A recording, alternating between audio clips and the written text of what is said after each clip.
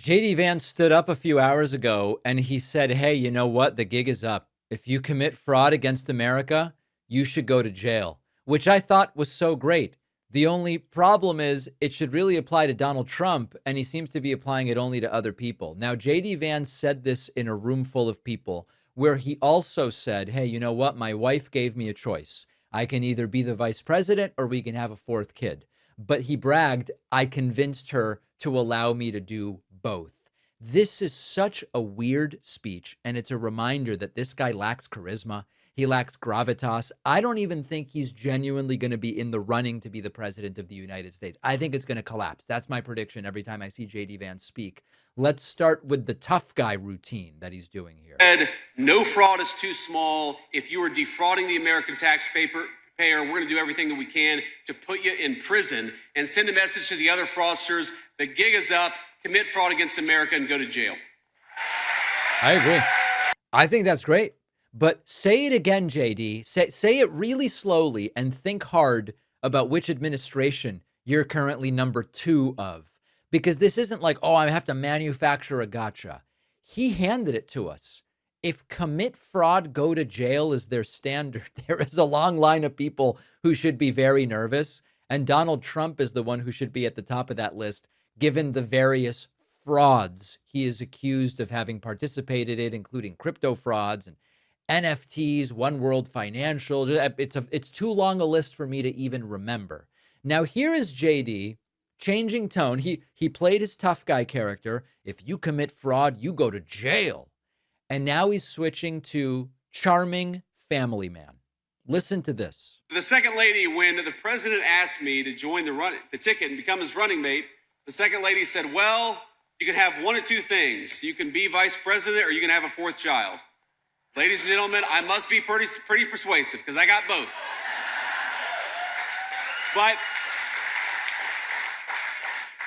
But I got it in part. I like to joke because, she was not sold. Usha was not sold on having a second child. And then I said, honey, the Congress just gave us the $1,000 Trump account and the working families tax cuts. She was like, all right, I guess we're going to have a fourth baby to take advantage of this. How charming, huh?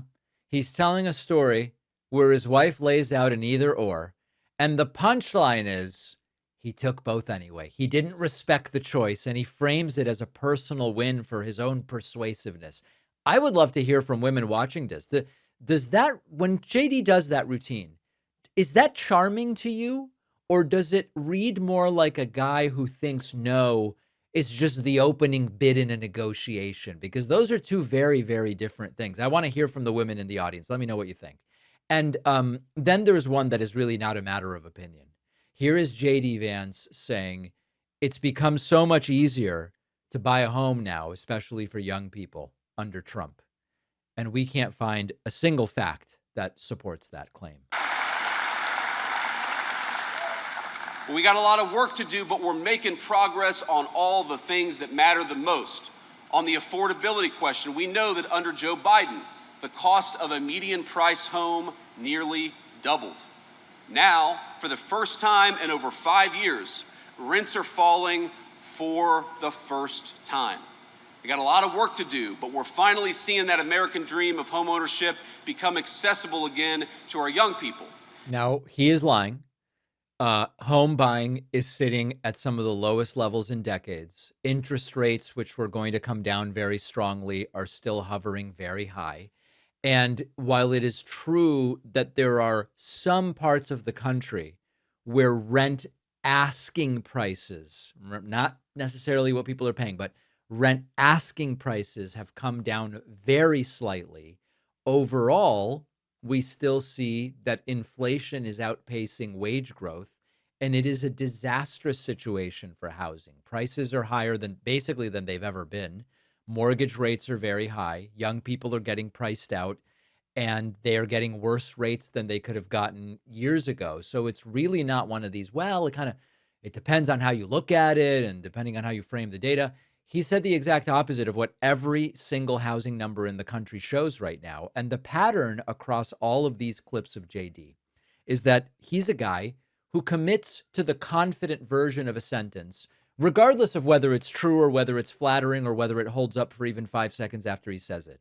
And there's a warning here that he gives to people about fraud while he is figuratively standing next to Trump.